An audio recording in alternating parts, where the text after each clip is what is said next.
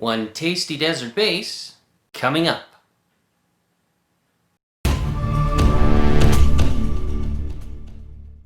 Alright, so I thought for today's 10-minute tips and techniques, I would show you how I did the base for the Rommel bust. I'm going to use Woodland Scenics Raw Umber, AK's Sandy Desert, AK's Light and Dry Crackle Effects, Satin Varnish by Vallejo, and a couple sea sponges. And I've already painted the base NATO Brown. That's Tamiya spray can, NATO Brown.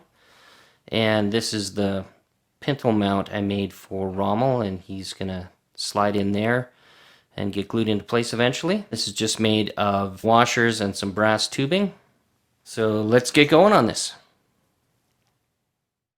Alright, so what I did first was to mix the raw umber and the satin varnish together and a little bit of tap water to get this sort of glaze slurry that I've made up here. You want the paint to be less opaque because I'm going to put it over top of this color here. And now what I'm going to do is just soak this sponge a little bit, get it a little wet, take off the excess. And what I'm hoping to achieve is something like this. So you can see that desert crackle effect really looks like a desert floor, the way, you know, dried desert floor gets all cracked up, and then the sandy mix in here gives it a nice sandy kind of look. So I want that effect to sort of be on the top of this base. So that's what I'm going for. Alright, so we're just going to take the sponge and I'm going to dab it in the paint, and then just with a dry towel, I'm just going to take some of that paint off. And then I'm just going to take this sponge here and I want to start just dabbing it in random patterns around the base.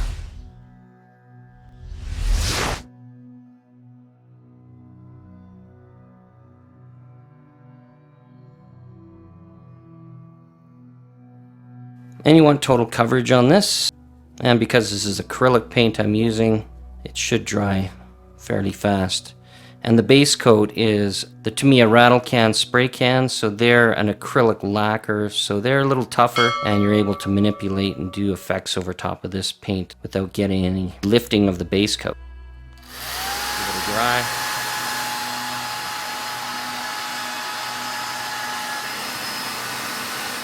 And as you can see, I've got a nice mottled effect on that base.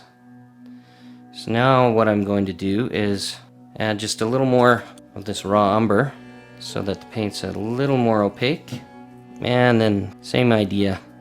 And what I'm doing is creating a base layer for the crackle medium that'll go on over top of this. So you'll see some of this modeling below that crackled finish, is what I'm hoping anyway.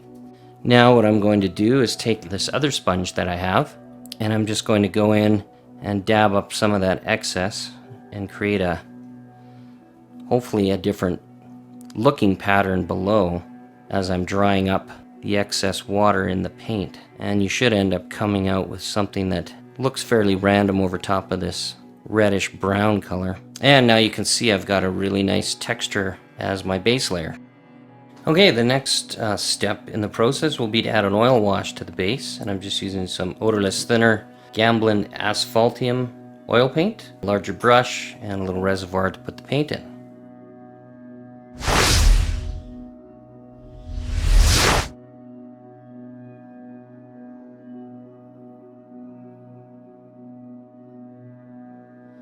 And then I'm just going to brush this over the areas I want to add the wash to, just essentially the whole piece. Then just with a piece of towel, just going to wipe that up in a random sort of modelly fashion again. It's all about layers. So you get a couple layers of acrylic paint and then a couple nice layers of oil over top. It'll give you a real rich finish to your piece and more depth. Now what I want to do is take a smaller brush, that oil straight out neat, and just randomly make some marks. So this is full strength oil, no diluting, straight out of the tube. And then once I have that, I'll go back in and just work all that undiluted paint back into the surface. I'll take some more of this wet wash that I made, just so I can work this thicker oil out a little bit. And again, you'll notice a twisting motion that I'm using. You always want to try to avoid similar pattern. You always want random. So some of the darker oil, take a little bit of that, thin it down a bit, and then one more time, just randomly placing it wherever, trying to create some interest. Alright, now that we have that in there, I'll just go back in, start softening some of those edges again.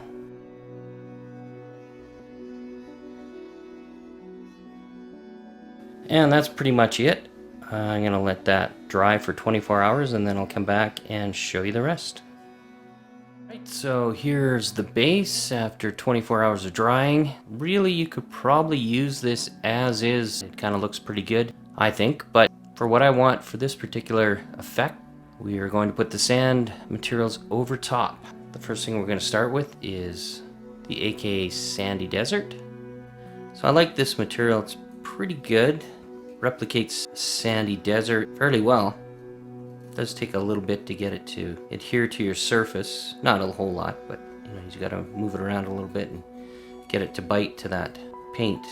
And this is kind of a neat material because you can put it on fairly thick and it dries thoroughly all the way through. I didn't notice any shrinkage. I was in the pool! I was in the pool! On the particular test piece I was doing, so I think we're going to be okay here.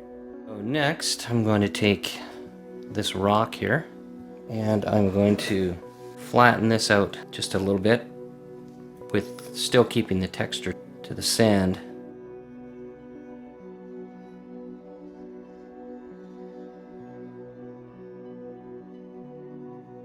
And then I have some of these whitish rocks, which you tend to see in the desert quite a bit.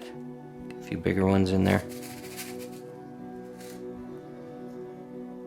And again, push it down into the surface. Now I can test my pintle mount, or the mount where I'm going to be placing the figure. Okay, I'm going to add some more to the middle. So we'll come back after I do that and see how it looks. So next I'm going to add this Light and Dry Crackle Effects by AK. And you can see I've already applied some to the top here, and I've got just what I was looking for, just some small areas of cracked dry sand and earth in amongst the other sand that I laid in earlier. So now what I want to do is coat this entire base with this, and hopefully I'll get sort of a cracked effect happening. You'll see the dark coming through the light. That's the plan anyway, so here we go. And there we have it. So we'll see how this sets up over the next few hours. And we'll come back and take a look how it turned out. Okay, so now that our base is dry and the product has had 24 hours to cure, it's hard to see the effect right now because it's very subtle. You can see it here a little more on the bottom, but once I put the oil wash into the base, it should turn out pretty good. Okay, so I'm just going to use this sea sponge here to model this onto the area where I want to apply it.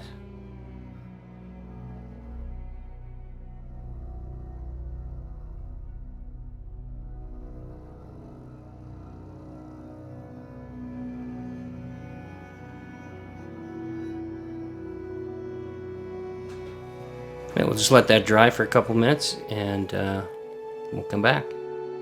So off camera, I added a little bit of that same wash to the top of the base here, and you can see that's emphasized the cracks in the ground quite nicely. Next, I'm going to just take a ordinary shop towel, and I'm going to rub and remove sort of the top skin, I guess you'd call it, just leaving the effect in the cracked areas.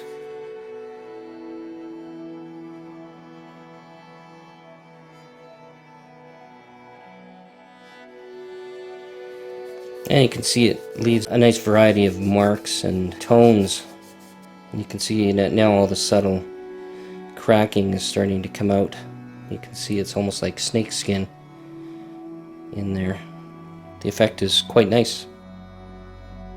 Okay, so off camera I finished the base and the plaque here. I've added a bit of weathering to the front of the plate to make it look a little more rustic, I suppose. And I used this stencil here, it's an Africa Corps symbol, to paint that marking down there. And I used this set here, Line German AFV National Insignia and unit badges.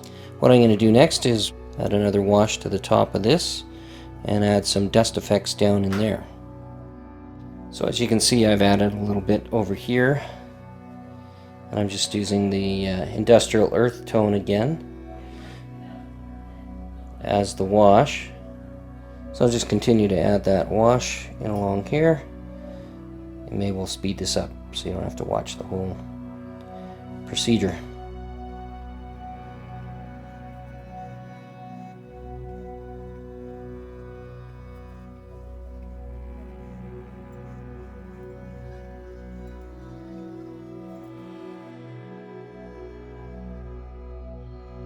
And as you can see, that's quite a convincing desert tone to the ground there.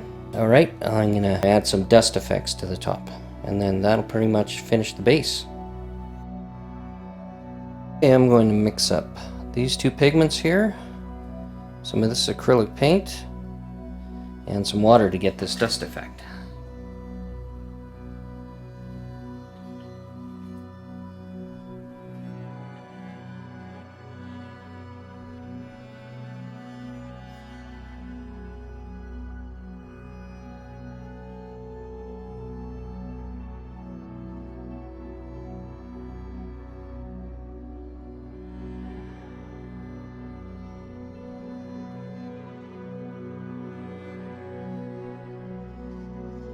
Okay, now let's add it to the top up here.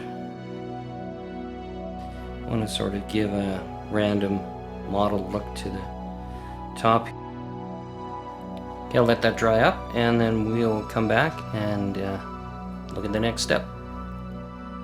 So all I'm doing now is taking a piece of towel and going in and scrubbing that out. And by adding pigment and water to that paint, you're able to essentially turn it into a removable dust pigment, but without it being a pigment, it'll adhere and stick to the work a little more than just straight pigment would. So what I'm trying to do is get it so it looks like it's trapped in the crevices, and as you can see, that's given it a bit of a dusty tone now to the top. And now what I'm going to do is take a little bit of this lighter tone, this beach sand pigment, mix that up with some water, and just so it has something to bind to, I'm going to add in some of the stencil paint, just a couple drops, that's all it needs.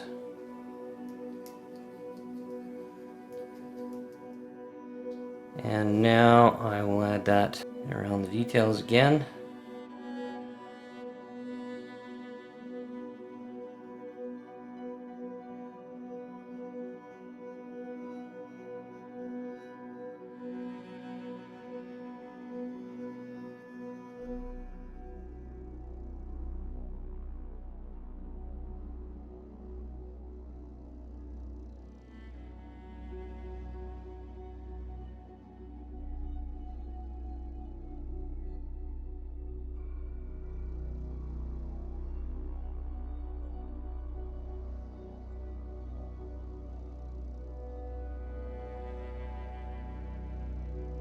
Now let that dry up, and maybe touch up a couple rocks in here. Actually, we'll do that right now. Take a bit of stencil of Iraqi sand. Pick out some of the rocks. In the desert, you see there's sometimes very white rocks that are dispersed in amongst the sand. Pick some of those out. That pretty much does it for this base and this tutorial. Thanks again for watching. Don't forget to subscribe, hit the bell notification, give me a thumbs up, and share this video with someone in this great modeling community. And we'll talk to you soon. Bye-bye now.